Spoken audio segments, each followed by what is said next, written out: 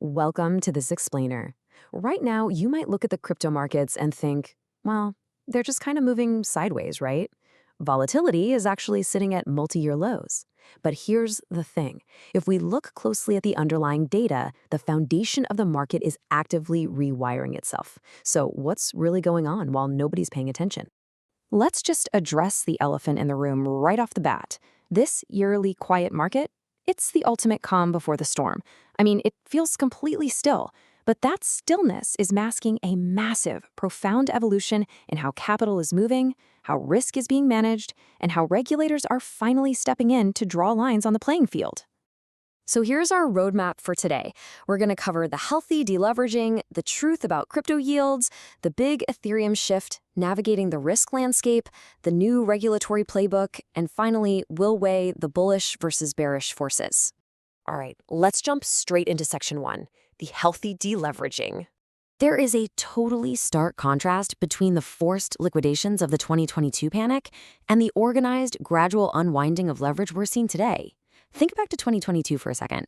The market literally imploded. Lending collapsed by over 55% in a single quarter because of forced, chaotic liquidations. It was a mess. But check out what's happening now in 2026. We're seeing this controlled stair-step pattern. Drops of 10%, then 5%, and a 16.78% decline in the second quarter. The system is definitely deleveraging, but it's doing so in a healthy, orderly way rather than just jumping off a cliff. And because of this cooling off, we're actually seeing institutional players shift gears. Centralized finance lending has officially surpassed decentralized finance lending for the first time since late 2023. The data is super clear here. CeFi now holds $22.98 billion compared to DeFi's $20.43 billion. As the market deleverages, the big money is seeking out the confidence and structure of regulated, centralized platforms. Basically, the Wild West is giving way to structured finance. Moving right along to section 2, the truth about crypto yields. When we're talking about DeFi, yields generally come from 4 main sources.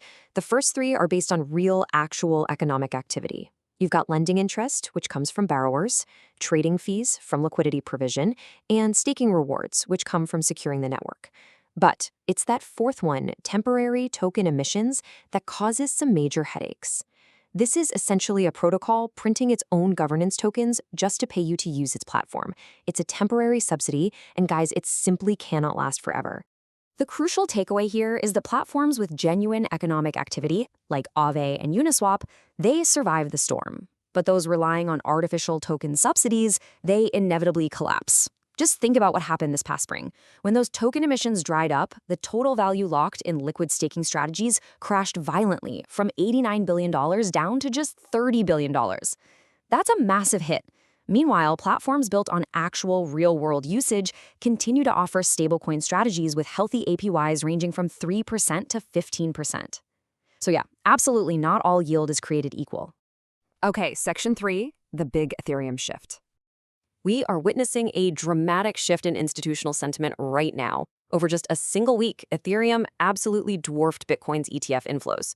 We're talking about a staggering $2.9 billion pouring into US spot Ethereum ETFs, compared to just over $500 million for Bitcoin in that exact same time frame.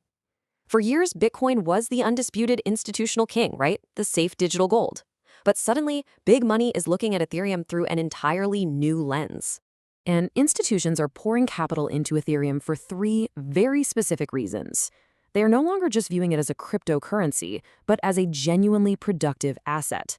First off, Ethereum's roadmap has expanded beyond just Layer 2 scaling to actively strengthening Layer 1 performance and censorship resistance. Second, institutions now see it as a true operating system for finance, an asset you can stake for yield and actually use in DeFi.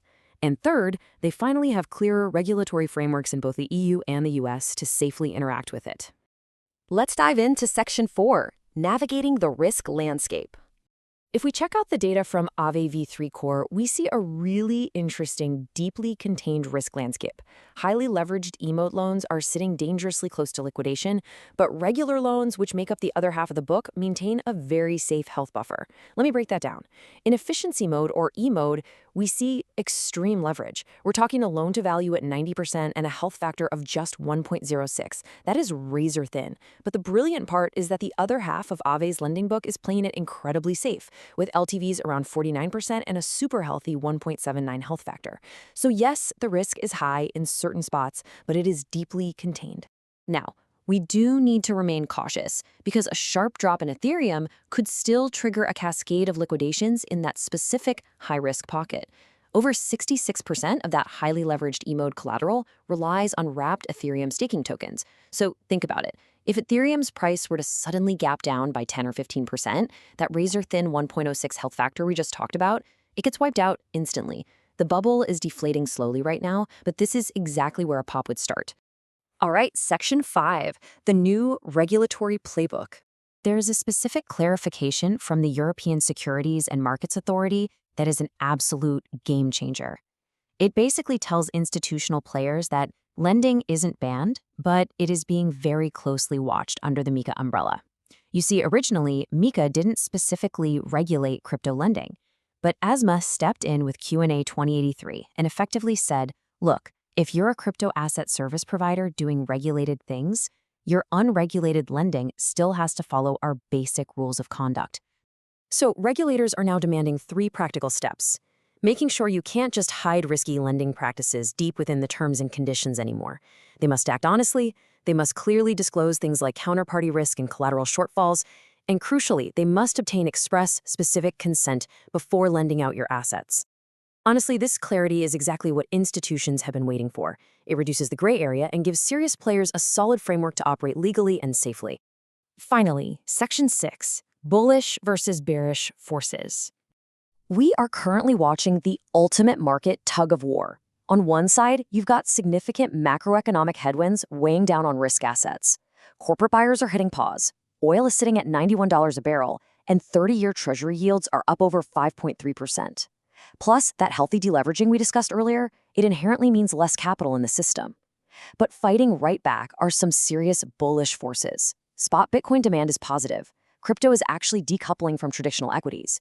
There's active White House engagement on regulatory clarity. And of course, we can't forget that massive $2.9 billion ETH ETF inflow. It is a perfect standoff. To see which side ultimately wins out, the primary level we are watching for Bitcoin to confirm a new bullish breakout is $67,300.